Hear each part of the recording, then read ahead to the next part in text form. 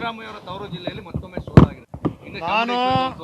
ನಾನು ಸಿದ್ದರಾಮಯ್ಯನವ್ರ ಸೋಲು ಅಂತ ಹೇಳಕ್ ಹೋಗಲ್ಲ, ಬೇರೊಬ್ಬರ ಮೇಲೆ ನಾನು ಹೊರ್ಸಕ್ಕೂ ಹೋಗಲ್ಲ.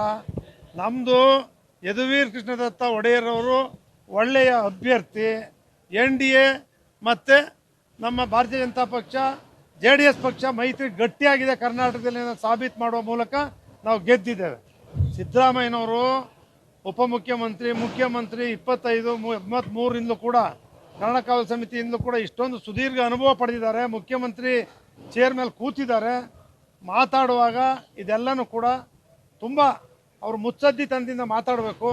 ಅವ್ರನ್ನ ಸೂರ್ಯಚಂದ್ರ ಇರೋವರೆಗೂ ಗೆಲ್ಲಕ್ಕಾಗಲ್ಲ ಅಂತ ಏನು ಹೇಳಿದ್ದಾರೆ, ಗೆದ್ದು ಈಗ ಸಾಬೀತು ಮಾಡಿದ್ದಾರೆ. ಏನು ಮಾಡ್ತಾರೆ, ರಾಜೀನಾಮೆ ಕೊಡ್ತಾರಾ?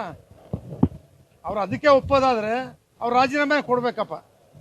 ಅದಕ್ಕೆ ಆ ರೀತಿ ಮಾತಾಡ್ತಕ್ಕಂಥದ್ದನ್ನು ಇನ್ಮೇಲಾದರೂ ಕೂಡ ನಿಲ್ಲಿಸ್ಬೇಕು. ಇವತ್ತು ಯದುವೀರ್ ಅವರು ತಮಗೆಲ್ಲರೂ ಕೂಡ ಗೊತ್ತಿದೆ, ಚುನಾವಣೆಯನ್ನು ಯಾವ ರೀತಿ ನಡೆಸಿದ್ರು, ಅವ್ರು ಯಾವ ರೀತಿ ಸರಳತೆಯಿಂದ ತುಂಬ ಜನರ ಪ್ರೀತಿಗೆ ಪಾತ್ರರಾಗಿ ಅಭ್ಯರ್ಥಿಯಾಗಿ ಇವತ್ತು ಅವರು ಗೆದ್ದು ಬಂದಿರತಕ್ಕಂಥದ್ದು ಎಲ್ಲರಿಗೂ ಕೂಡ ಒಂದು ಅಚ್ಚರಿಯನ್ನುಂಟು ಮಾಡಿದೆ.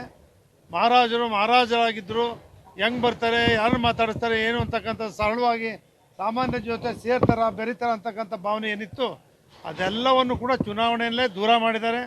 ಅದಕ್ಕೆ ಎಲ್ಲವೂ ಕೂಡ ಪ್ರತ್ಯುತ್ತರವನ್ನು ಕೂಡ ಕೊಟ್ಟಿದ್ದಾರೆ.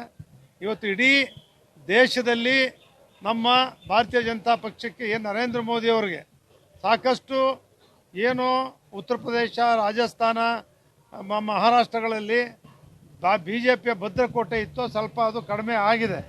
ಆದರೂ ಕೂಡ NDA ಪಕ್ಷ ಎಲ್ಲ ಮೈತ್ರಿಕೂಟದವ್ರ ಜೊತೆ ಗೂಡಿ ಸರ್ಕಾರವನ್ನು ಮತ್ತೆ ರಚನೆ ಮಾಡ್ತಾರೆ.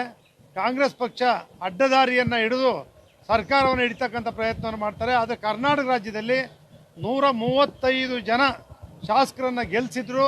ಅವ್ರು 5 ಗ್ಯಾರಂಟಿಗಳನ್ನು ಘೋಷಣೆ ಮಾಡಿದರು. ಅದೆಲ್ಲವೂ ಕೂಡ ಮೆಚುರಿಟಿ ಮುಗಿದೋಗಿದೆ ಅನ್ನೋದನ್ನು ಸಾಬೀತುಪಡಿಸಿದ್ದಾರೆ.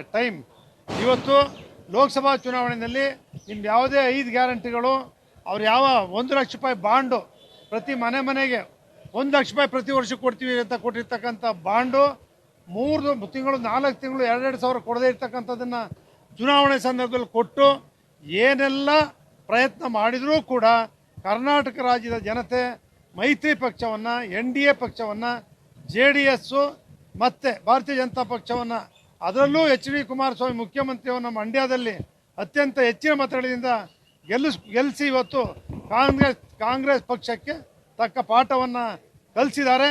ಅವ್ರ ಮುಂದೆ ಎಚ್ಚರಿಕೆ ಗಂಟೆಯನ್ನು ಕೊಟ್ಟಿದ್ದಾರೆ. ಅದನ್ನು ಅರಿತು ರಾಜ್ಯದ ಅಭಿವೃದ್ಧಿಯನ್ನು ಮಾಡಲಿ ಅಂತೇಳಿ ನಾನು ಸರ್ಕಾರಕ್ಕೂ ಮನವಿ ಮಾಡ್ತೇನೆ. ಜನತೆಗೂ ಕೂಡ ಶುಭಾಶಯಗಳು, ಧನ್ಯವಾದಗಳು, ಕೃತಜ್ಞತೆಗಳು. ಬಿಜೆಪಿ JDS ನ ಕಾಂಬಿನೇಷನ್ ಇದೆ, ಸ್ಟ್ರೆಂತ್ ವೀಕ್ನೆಸ್ ಈ ಎಲೆಕ್ಷನ್ ಅಲ್ಲಿ ಏನು ಮೆಸೇಜ್ ಪಾಸ್ ಆಯ್ತು?